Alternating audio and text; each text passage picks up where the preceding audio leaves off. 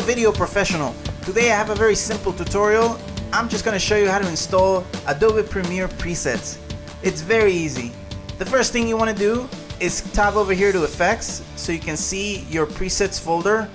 You're going to go over here to presets and you're going to right click and you're going to do import presets. I have already conveniently downloaded some of our free presets and they're right here on our desktop. I'm just going to click on that and do open. And there they are, right? In this case, it's 5 of our free glitch presets. Over here in this timeline, I have 2 pieces of footage. One is just some type element, zooming in, and over here I have a picture which could very easily be video. And all you have to do now is just drag the preset to either one of those. So I'm going to grab this first one, glitch 01, and drop it onto the text one.